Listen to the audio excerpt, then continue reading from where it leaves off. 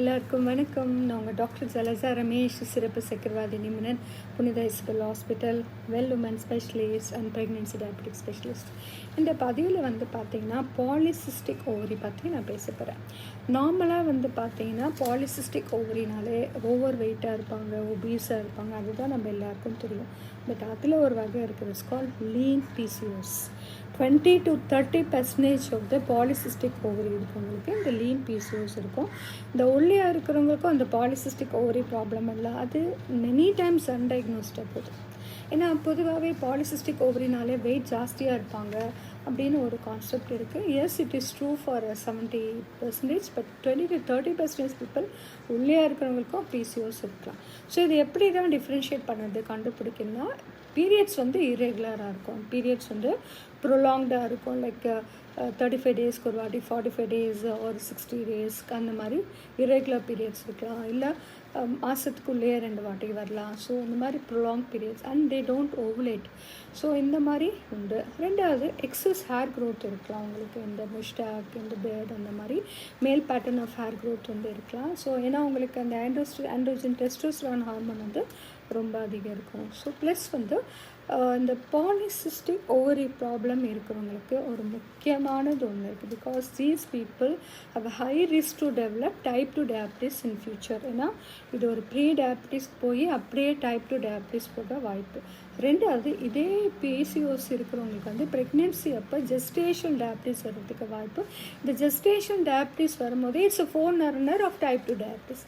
So எல்லாமே PCOS இருக்கிறவங்களுக்கு அந்த டைப் 2 டயபிட்டிஸ்குள்ளே போகிறதுக்கு வாய்ப்புகள் நிறைய இருக்கிறதுனால நம்ம ஏர்லியாகவே அதை கண்டுபிடிக்கும் போது ஒரு குழந்தைக்கு இந்த மாதிரி இரெகுலர் பீரியட்ஸ் இருக்குது, ஹேர் எக்ஸஸ் ஹேர் க்ரோத் இருக்குது, அதிகப்படியான பிம்பிள்ஸ் இருக்குது, இதெல்லாம் இருக்கும் போதே ஒரு நல்ல டாக்டர்கிட்ட போய் அவங்க அது கிளினிக்கல் எக்ஸாமினேஷன் கூட ஒரு அல்ட்ராசவுண்ட் அப்டமன், கம்ப்ளீட் அப்டமன் பண்ணும்போது அந்த கருமுட்டை லைக் ஓவரிஸ் எப்படி இருக்கா, சுற்றி நீர்க்கட்டிகள் எப்படி இருக்குது, நீர்க்கட்டியில் தண்ணிகள் எப்படி இருக்குது, இது ஒரு நீர்க்கட்டி மட்டும் இருந்ததுன்னா அது பிசிஓ.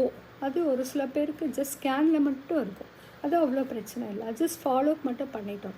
அந்த நீர்க்கட்டிகளோட அந்த நீர்க்கட்டியில் தண்ணியோட அளவு ஒரு குறிப்பிட்ட அளவு மேலே இருந்தாலோ, அல்லது அவங்களுக்கு அந்த கிளினிக்கல் சிம்டம்ஸ் இருந்தாலும், இரெகுலர் பீரியட்ஸ் அந்த மாதிரி எக்ஸசிவ் ஹேர் க்ரோத் இருந்தாலும், ப்ளஸ் ஹார்மோன்ஸில் உங்களுக்கு அந்த வேரியேஷன், ஆண்ட்ரோஜன் ஹார்மோன் அதிகமாக, oestrogen difference, plus progesterone hormone, follicle stimulating hormone, luteinizing hormone, இந்த மாதிரி அசே பண்ணி பார்க்கும்போது தான் எக்ஸாக்டாக நமக்கு தெரியும்.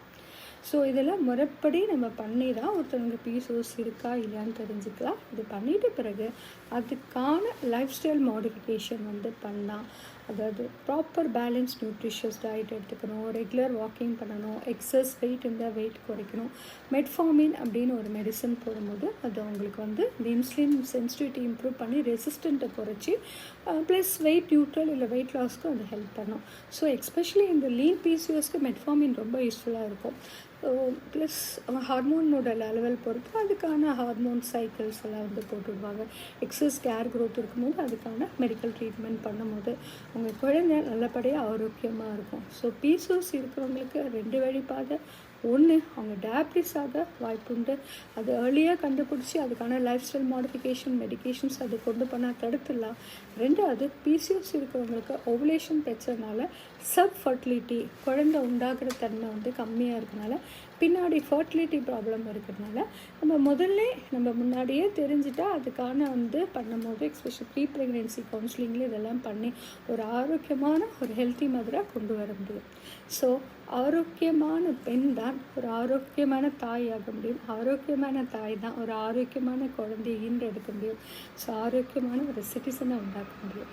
So birth right of every man is health. So மறந்துட வேண்டாம், ஹெல்த் தான் நம்மளுடைய பர்த் ரைட். வாழ்க வளமுடன்.